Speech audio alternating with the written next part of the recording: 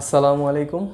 Hello friends, সবাইকে স্বাগতম SNS knowledge view YouTube চ্যানেলে। আজকে আমরা শিখব হিসাব বিজ্ঞান ও দুতরফা দাখিলা পদ্ধতি সম্পর্কে। তো আমাদের আলোচ্য বিষয়গুলো হবে হিসাব বিজ্ঞান, দুতরফা দাখিলা পদ্ধতি, হিসাব বিজ্ঞানের স্বর্ণসূত্র আর হিসাব সমীকরণ। আজকে আমরা এই বিষয়গুলো নিয়ে আলোচনা করব। আশা করি সবাই সাথেই থাকবেন। তো হিসাব বিজ্ঞান দেখেন সবাই, এইখানে হিসাব বিজ্ঞান দুইটা অংশ জড়িত। একটা হচ্ছে হিসাব, আরেকটা হচ্ছে বিজ্ঞান।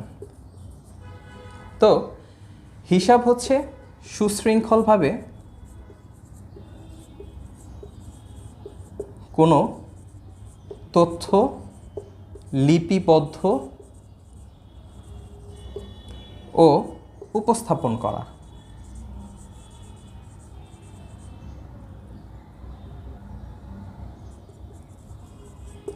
আর বিজ্ঞান হচ্ছে বিশেষ বা সুশৃঙ্খল জ্ঞান।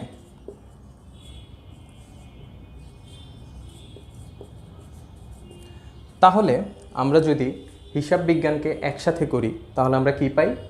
যে হিসাব বিজ্ঞান হচ্ছে একটি বিশেষ জ্ঞান বা বিশেষ একটি সুশৃঙ্খল জ্ঞান, যেই জ্ঞানের আলোকে আমরা কোনো তথ্য লিপিবদ্ধ করি এবং তা যথাযথ উপায়ে যথাযথ পদ্ধতিতে উপস্থাপন করতে পারি।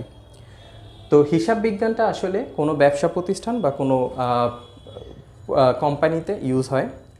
তো হিসাব বিজ্ঞান বলতে আসলে আমরা বুঝতে পারি যে একটি প্রতিষ্ঠানে প্রতিদিন দৈনিক যে ঘটনাগুলো ঘটতেছে, লেনদেনগুলো হচ্ছে, আর্থিক ঘটনাগুলো ঘটতেছে, যে লেনদেনগুলো হচ্ছে তার যথাযথ উপায়ে হিসাব রেখে তথ্যগুলো লিপিবদ্ধ করে তা বিশেষভাবে বিশ্লেষণ করে এবং তা যথাযথ উপায়ে উপস্থাপন করে হিসাব বিজ্ঞানের সাথে জড়িত বা ওই কোম্পানির সাথে বা ওই ব্যবসা প্রতিষ্ঠানে জড়িত যে পক্ষগুলো আছে তাদেরকে তথ্য সরবরাহ করা, এটা হচ্ছে হিসাব বিজ্ঞান। তার মানে হিসাব বিজ্ঞানের মেইন উদ্দেশ্যই আসলে দুইটা। একটা হচ্ছে তথ্য যথাযথ উপায়ে লিপিবদ্ধ এবং উপস্থাপন করা, আর সেটা যথাযথ কর্তৃপক্ষের কাছে বা যথাযথ ব্যবহারকারীর কাছে তথ্যটা সরবরাহ করা।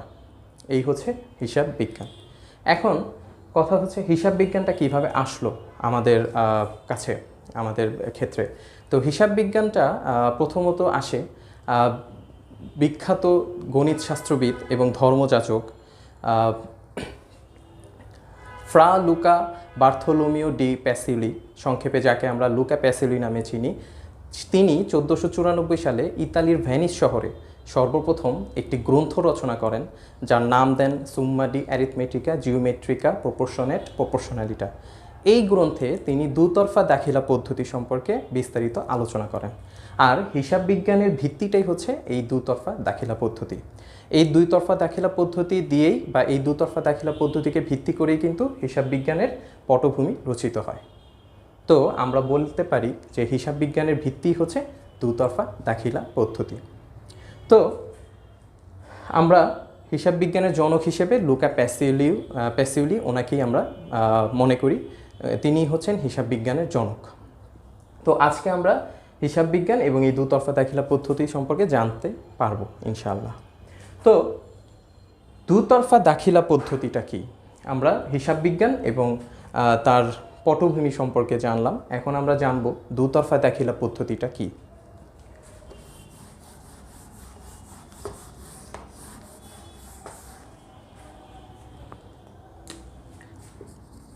দুতরফা দাখিলা পদ্ধতি বা ডাবল এন্ট্রি সিস্টেম। তো দেখেন, নামের সাথেই বলা আছে এটা দুতরফা। দুতরফা মানে কি? দুতরফা মানে হচ্ছে দুটি দিক বা দুটি তরফা বা দুটি দিক বা দুটি বিষয়। তো এখানে দুটি দিক বলতে কি? দেখেন, প্রত্যেকটা বিষয়েরই দুটি দিক জড়িত। যেমন ধরেন, একটা হচ্ছে ডেবিট হলে আরেকটা কিন্তু হয় ক্রেডিট। আবার ধরেন কেউ যদি সুবিধা পায় তাহলে কিন্তু আরেকজন হচ্ছে সুবিধা দেয়। ঠিক আছে, কেউ কোথাও যদি আয় হয়, মানে কোনো উৎস থেকে যদি আয় হয়, আবার কোনো উৎস থেকে কিন্তু ব্যয় হয়। ঠিক আছে, তো এইভাবে আমরা বলতে পারি। আবার দাতা আবার আরেকটা পক্ষ কিন্তু হয় গ্রহীতা। দেখেন এইভাবে কিন্তু প্রত্যেকটা দুটি করে দিক থাকে, একটা ডেবিট হলে আরেকটা ক্রেডিট হয়, আবার কেউ দাতা হলে আরেকজন গ্রহীতা হয়, কেউ যদি সুবিধা পায় তাহলে আরেকজন সুবিধা দেয়, কেউ যদি আয় করে তাহলে আরেকটা, মানে একদিকে আয় হবে আরেকদিকে ব্যয় হবে। তো এইভাবে প্রত্যেকটা বিষয়ের কিন্তু দুটি দিক থাকে। তো দুতরফা দাখিলা পদ্ধতিও হচ্ছে এরকম হিসাবের দুটো দিককে লিপিবদ্ধ করা। আমরা একটা জানি সেটা হয় ডেবিট, আরেকটা জানি সেটা হয় ক্রেডিট। আর আমরা এটাও জানি যে সমপরিমাণ ডেবিট ইকুয়াল টু সমপরিমাণ ক্রেডিট। তার মানে ডেবিটের যত টাকা হবে ক্রেডিটের কিন্তু সমপরিমাণ টাকাই হয়। কোনো লেনদেনের ডেবিট সাইড যদি 10,000 টাকা হয় তাহলে ক্রেডিট সাইডও কিন্তু 10,000 টাকাই হতে হয়। এটা দুতরফা দাখিলা পদ্ধতির আরেকটি বৈশিষ্ট্য। তো দুতরফা দাখিলা পদ্ধতির মেইন বৈশিষ্ট্যগুলো হচ্ছে, 1 নাম্বার হচ্ছে দুতরফা দাখিলা পদ্ধতিতে অবশ্যই দুটি দিক থাকতে হবে, একটি ডেবিট একটি ক্রেডিট, একটি সুবিধা গ্রহণকারী হলে একটি সুবিধা প্রদানকারী, একটি দাতা হলে একটি গ্রহীতা, অথবা আয় হলে ব্যয়, সম্পদ হলে দায়, এরকম। আর প্রত্যেকটা ডেবিটের সমপরিমাণ হবে ক্রেডিট। তার মানে ডেবিট সাইড যদি হয় 10,000 টাকা, ক্রেডিটও 10,000ই হতে হবে। আর অবশ্যই দুতরফা দাখিলা পদ্ধতি মানেই হচ্ছে আর্থিক বা অর্থের অঙ্কে পরিমাপযোগ্য হতে হবে। অর্থের অঙ্কে যেটা পরিমাপযোগ্য হবে না সেটা কিন্তু দুতরফা দাখিলা পদ্ধতি হবে না। ঠিক আছে, তো আমরা দুতরফা দাখিলা পদ্ধতি সম্পর্কে জানলাম। তো হিসাব বিজ্ঞান কিন্তু এই দুতরফা দাখিলা পদ্ধতির উপর ভিত্তি করেই গঠিত হয়, বা দুতরফা দাখিলা পদ্ধতির উপর ভিত্তি করেই কিন্তু পরিণত হয়েছে আমাদের হিসাব বিজ্ঞান। ঠিক আছে, তো আমরা দুতরফা দাখিলা পদ্ধতি সম্পর্কে জানলাম। এখন আমরা জানব স্বর্ণসূত্র, হিসাব বিজ্ঞানের স্বর্ণসূত্র সম্পর্কে।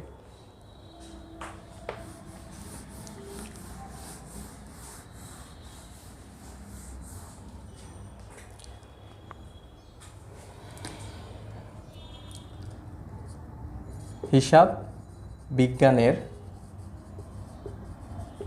স্বর্ণসূত্র বা যেটাকে গোল্ডেন রুলসও বলা হয়।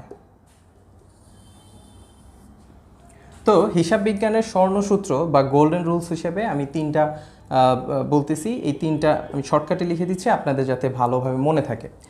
প্রথমে হচ্ছে যা আসে, কারবারে যা আসবে সেটা অবশ্যই ডেবিট হবে।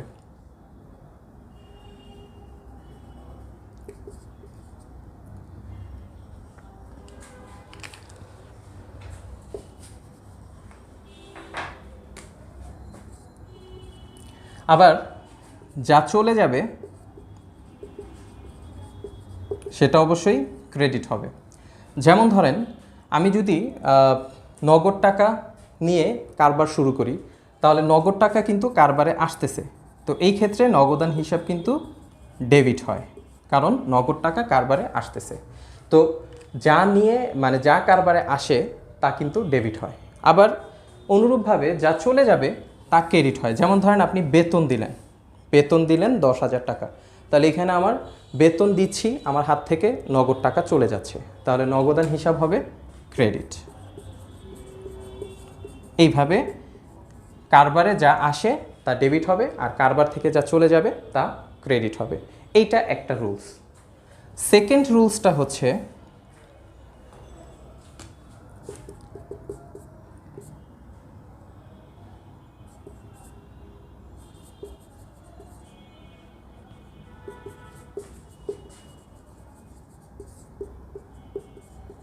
সুবিধা গ্রহণকারী ডেবিট আর সুবিধা প্রদানকারী ক্রেডিট। তার মানে যে সুবিধা গ্রহণ করতেছে সে হয় ডেবিট, আর যে সুবিধা প্রদান করবে সে হবে ক্রেডিট। বা আমরা এটাকে এভাবে বলতে পারি যে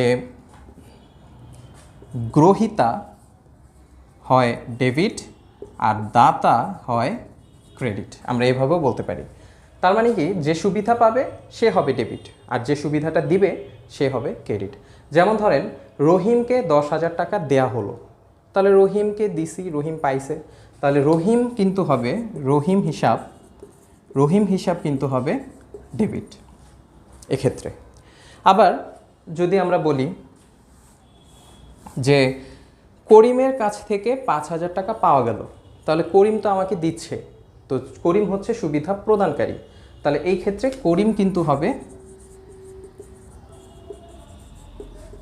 ক্রেডিট। তো এইভাবে যে সুবিধা গ্রহণ করবে বা গ্রহীতা হবে ডেবিট, আর যে সুবিধাটা প্রদান করবে দাতা হবে ক্রেডিট।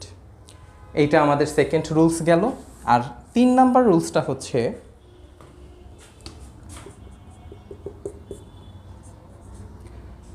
সকল ব্যয়, খরচ বা ক্ষতি হবে ডেবিট, আর সকল আয় বা লাভ হবে ক্রেডিট। তার মানে একটা প্রতিষ্ঠানে আপনি যত ধরনের ব্যয় পাবেন, যত ধরনের খরচ পাবেন, যত ধরনের ক্ষতি দেখতে পাবেন সেগুলো হবে ডেবিট, আর যত ধরনের আয় হবে, যত ধরনের লাভ দেখতে পাবেন সেগুলো হবে ক্রেডিট। যেমন ধরেন বেতন দেয়া হলো, তো বেতন দিলে আপনার কিন্তু বেতনটা ব্যয় হচ্ছে বেতন, তাহলে এই ক্ষেত্রে বেতন কিন্তু হয় ডেবিট। আবার ধরেন আপনি কোনো আপনি কমিশন পেলেন, কমিশন পাওয়া গেল 5,000 টাকা, তো আপনি তো কমিশন পেয়েছেন, তাহলে কমিশন আপনার আয় হয়েছে, কমিশন হবে ক্রেডিট। এই হলো আমাদের 3টা গোল্ডেন রুলস। হিসাব বিজ্ঞান এই 3টা রুলসের উপরেই প্রতিষ্ঠিত। প্রত্যেকটা লেনদেনকে আপনি এই 3টা সূত্রের মধ্যেই ইউজ করতে পারবেন, সেটা যে ধরনের লেনদেনই হোক, এই 3টা রুলসের বাইরে হয় না। সব ধরনের লেনদেনকেই আপনি এই 3টা রুলসেই বিশ্লেষণ করতে পারবেন। তো আমাদের গোল্ডেন রুলস হচ্ছে এই 3টা। আচ্ছা,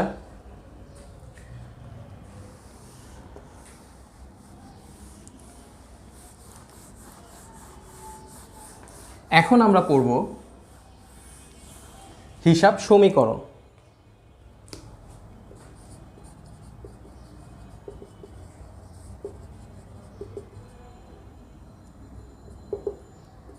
তো হিসাব সমীকরণ বা অ্যাকাউন্টিং ইকুয়েশন, হিসাব সমীকরণটা কি? হিসাব সমীকরণটা হচ্ছে এমন একটি সমীকরণ যেটার উপর আপনার ভিত্তি করে হিসাব বিজ্ঞানটা প্রতিষ্ঠিত।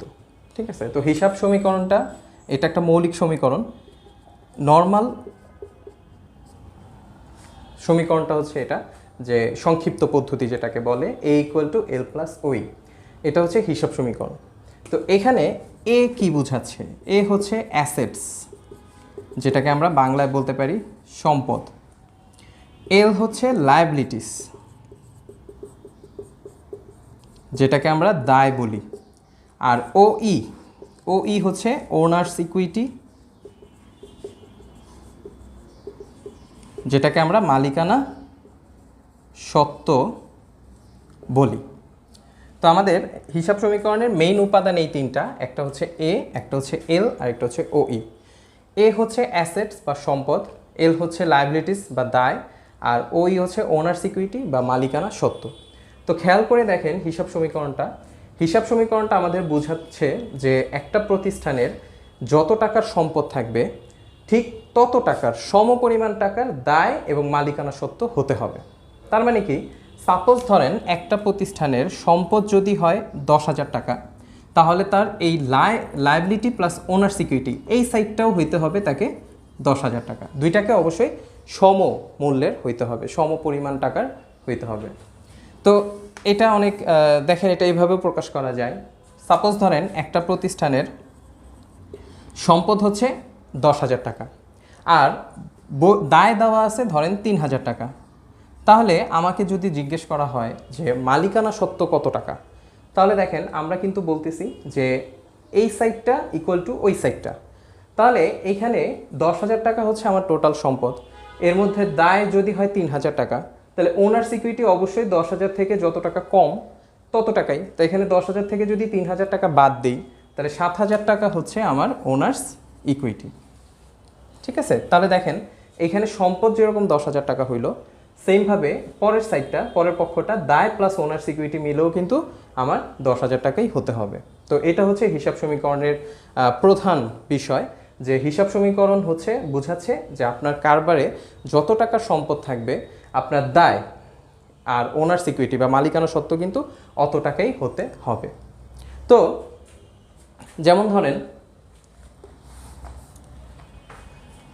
কোনো প্রতিষ্ঠানের দায় ধরেন 5,000 টাকা, মালিকানা সত্ত্ব ধরেন 3,000 টাকা, তাহলে আমরা বলবো ওই কোম্পানির সম্পদ আছে আপনার এই দুইটা যোগ করে 5,000 যোগ 3,000 8,000 টাকা। ঠিক আছে, তো এইভাবে আমরা হিসাব সমীকরণটাকে কাজে লাগাবো। তো এখন আমরা কিন্তু জানি এই যে এল বা লায়াবিলিটিস যে দায় এটা হচ্ছে বহিদায়, আর ওই ওনার সিকিউরিটি বা মালিকানা সত্ত্বটা হচ্ছে আন্তদায়। আর এই বহিদায় আর আন্তদায় দুইটাই হচ্ছে প্রতিষ্ঠানের দায়। তার মানে আমরা এইভাবে বলতে পারি যে অ্যাসেটটা বা সম্পদটা হচ্ছে দায়ের সমতুল্য। কারবারের প্রতিষ্ঠানের টোটাল দায়, মোট দায় বলতে বোঝাচ্ছে বহিদায় আর আন্তদায় দুইটাকে একসাথে যোগ করে আমরা পাই মোট দায়। তো এই মোট দায় ইকুয়াল টু মোট সম্পদ, এইটা হচ্ছে হিসাব সমীকরণের প্রধান বিষয়, যে মোট সম্পদ ইকুয়াল টু আপনার মোট দায়। ঠিক আছে, এইটা হচ্ছে হিসাব সমীকরণের একেবারে সংক্ষিপ্ত একটা ফরম্যাট। এইটাকে আবার একটু বড় করা যায়, এই হিসাব সমীকরণটাকে একটু বড় করা যায়, সেটা কিভাবে আমি দেখাচ্ছি।